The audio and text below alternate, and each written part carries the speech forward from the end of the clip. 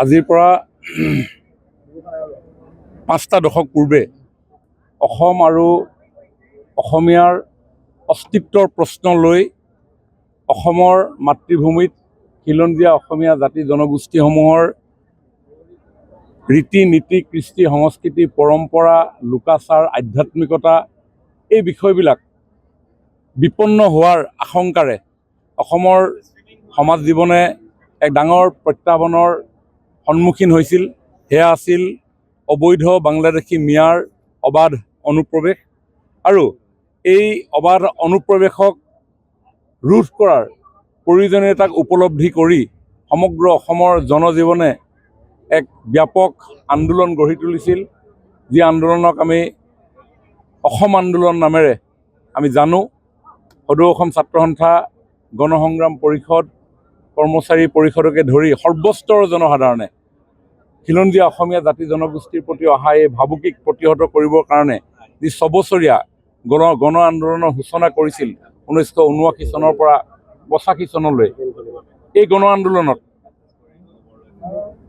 860 জন স্বদেশপ্ৰেমী তেজাল যুৱক যুৱতীয়ে প্ৰাণ আহুতি দিব লগা হৈছিল।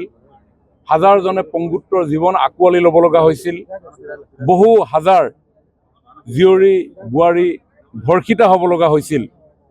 আৰু আজিৰ এই দিনটোত ভৱানীপুৰত 22 বছৰীয়া যুৱক খৰ্গেশ্বৰ তালুকদাৰে মৃত্যুবৰণ কৰিব লগা হৈছিল। প্ৰথম এই আন্দোলনৰ শ্বহীদ দেশ মাতৃৰ প্ৰতি প্ৰাণ জলাঞ্জলি দিয়া শ্বহীদ খৰ্গেশ্বৰ তালুকদাৰক স্মৰণ কৰি আজিৰ দিনটো অসম আন্দোলনৰ এই ৰক্তাক্ত ইতিহাসক সোঁৱৰি শ্বহীদ দিৱস হিচাপে পালন কৰি আহিছে। আৰু এই শ্বহীদ দিৱসৰ স্মৃতি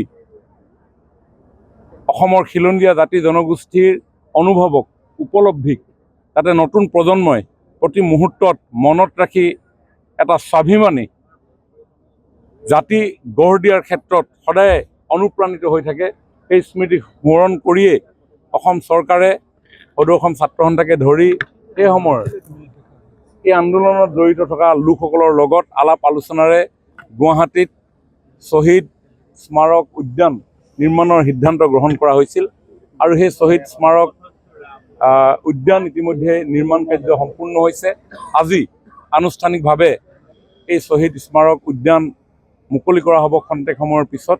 আৰু এই উদ্বোধনী অনুষ্ঠানৰ লগত সংগতি ৰাখি সমগ্ৰ অসমতে প্ৰতিখন জিলা সদৰত, প্ৰতিটো সমজিলা সদৰত এই অনুষ্ঠানক লৈ এটা আমি উদ্বোধনী অনুষ্ঠান আমি আয়োজন কৰিছোঁ, য'ত ভূপেন্দাৰ সেই কালজয়ী গীত শ্বহীদ প্ৰণামো তোমাক আমি একেলগে গাম। সেই শ্বহীদসকলৰ ত্যাগক স্মৰণ কৰি, শ্বহীদসকলক আমি এইকাৰণেই স্মৰণ কৰিব লাগে কাৰণ তেওঁলোকৰ বৰ্তমানবোৰ ভৱিষ্যতৰ কাৰণে সৰ্বোচ্চ ত্যাগেৰে তেওঁলোকৰ জীৱনক মহীয়ান কৰি থৈ গৈছে। গতিকে শ্বহীদৰ আত্মাৰ সদ্গতি, পবিত্ৰ আত্মাৰ সদ্গতি কামনা কৰাটো আজিৰ যুগৰ মানুহৰ দায়িত্ব, কৰ্তব্য। কাৰণ শ্বহীদ দেশৰ কাৰণেই হয়।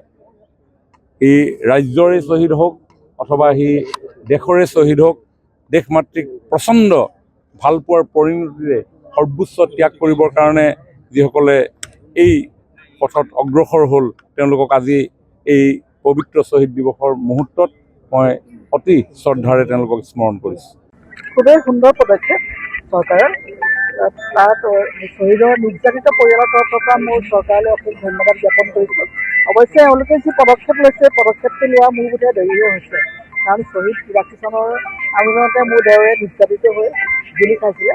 তাৰপাছত সৰ্বানন্দ সোণোৱাল, তেখেতৰ এতিয়া বৰ্তমান সি নাই, তাৰ নাম কেশৱ কেওট আছিলে আৰু মিষ্টাৰ আছাম আছিলে সি বডি বিল্ডিঙত। আৰু যি কি নহওক, সেই শাৰীৰিক অসুস্থতাৰ কাৰণে অকালতে তাৰ মৃত্যু হ'ল।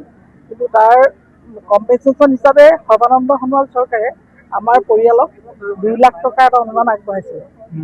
কিন্তু সেয়াই মই ভাবোঁ যথেষ্ট নহয়। আৰু শ্বহীদৰ পৰিয়ালৰ বহুত ত্যাগৰ বিনিময়তে আজি আমি অসমখন বা আমাৰ ভাৰতখনে এইটো পৰ্যায়ত উপনীত হৈছেহি। গতিকে তেওঁলোকৰ পৰিয়ালৰ কাৰণে নিশ্চয় চৰকাৰে আৰু কিছুমান কৰণীয় আছে বুলি মই ভাবোঁ।